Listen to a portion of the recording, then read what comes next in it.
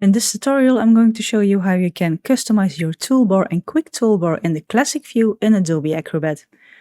So to customize your quick toolbar, which is this one, or your toolbar in Adobe Acrobat, we're going to go to View and then Show Height, and here we're going to go to Toolbar Items.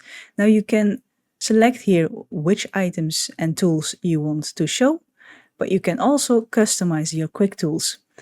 Then here you're going to choose whatever you want to add, and then you click this arrow here.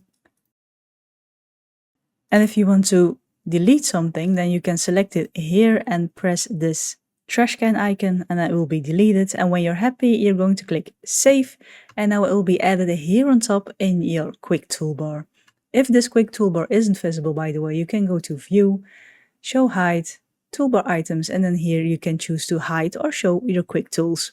But that's how you can easily customize your toolbar and quick toolbar in the classic view in Adobe Acrobat. Like the video if you liked it, subscribe if you want to see more of my videos, and as always, thank you for watching, and I'll see you in the next one.